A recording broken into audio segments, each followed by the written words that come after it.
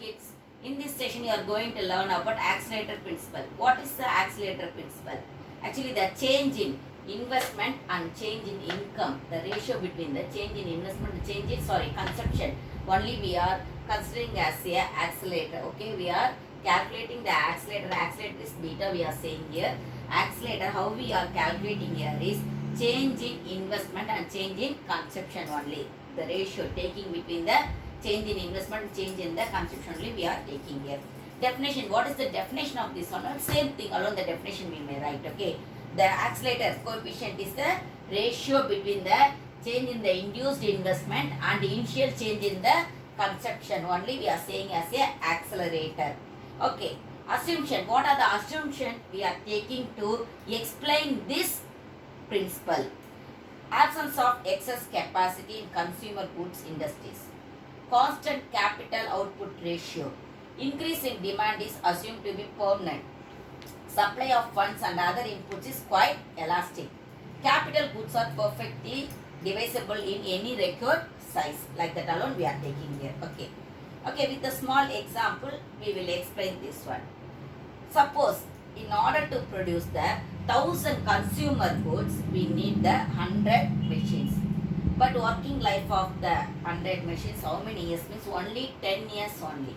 Okay, this means that every year 10 machines have to be replaced in order to maintain the same, that constant flow of 1000 consumer goods.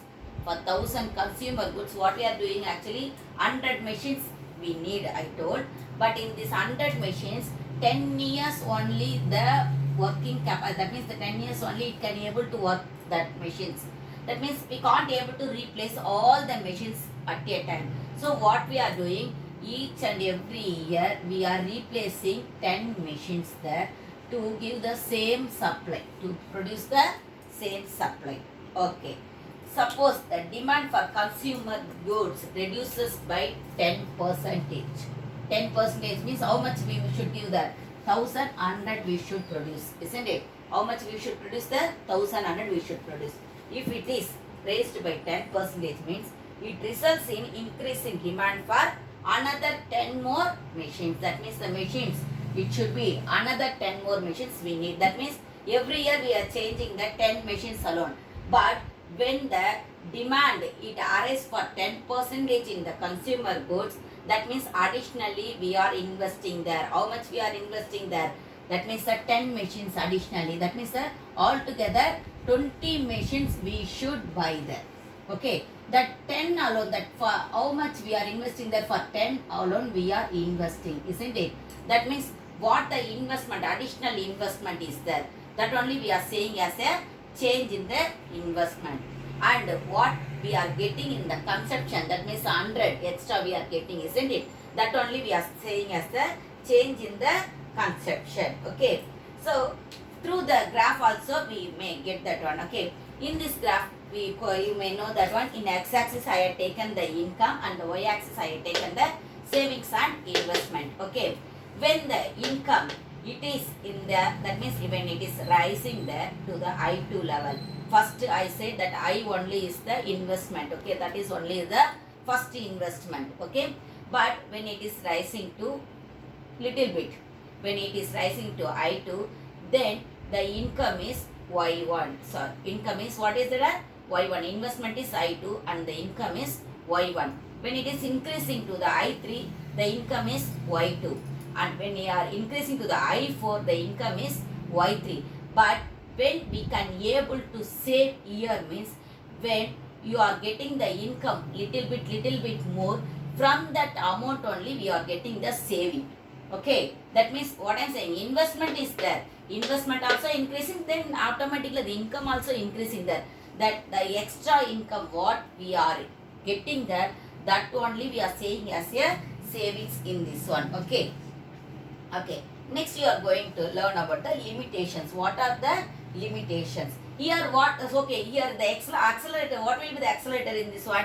What the changes in between the I to I, that means the from the I1 to I2, that only we are saying. Okay, what is the change? From the Y1 to Y2 is the change in the income.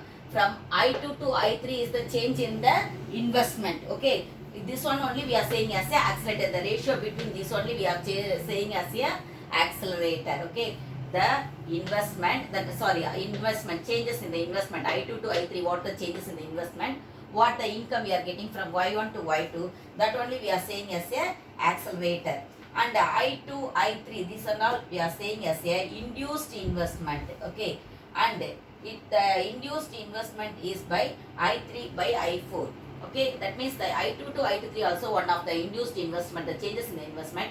Same like that, I3 to I4 also one of the induced investment. That is a change in the investment. Okay, change in the investment. Okay, now we are going to learn about the limitations.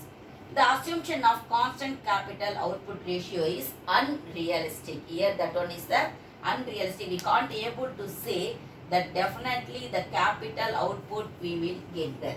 What the capital investment we are giving there, as it is capital output, whether it will be we are getting or not, that we can't able to say. Resources are available only before full employment. When we are getting the full employment, at that time alone the resource also it will be available. But after the full employment, there won't be any resources. Excess capacity in capital goods industries is assumed. Accelerator will work only if the increased demand is permanent. The demand, if it is permanent alone, the accelerator is there. If the demand is not permanent, it may decrease also, isn't it? The demand, it won't be same at all. If it is decreasing, means definitely there won't be any accelerator. Accelerator will work only when credit is available easily. If there is unused or excess capacity in the consumer goods industry, the accelerator principle would not work. Okay, next you are going to learn about the super multiplier. Super multiplier is greater than simple multiplier.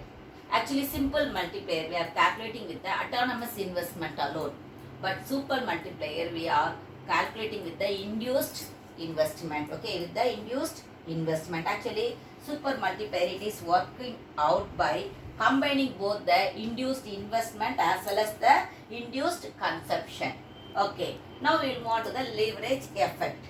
The combined effect of the multiplier and the accelerator is called as the leverage effect. Okay, the combined one, multiplier and the accelerator, both only we are saying as a leverage effect.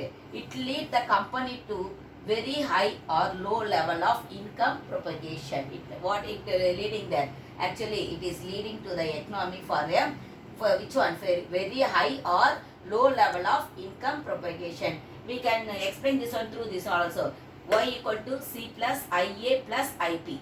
Y is the aggregate income. Okay. C is the consumption expenditure. IA is the autonomous investment and IP is the induced private investment. That means everything we are having in this one. That means IP, induced investment only we are saying as an accelerator, isn't it? IA, autonomous investment, we are saying as a multiplier. That means what is the leverage effect? Leverage effect is the, what is that one? The both the combining of the multiplier, effect of the multiplier and the accelerator. Only we are saying as a leverage effect. Thank you, children.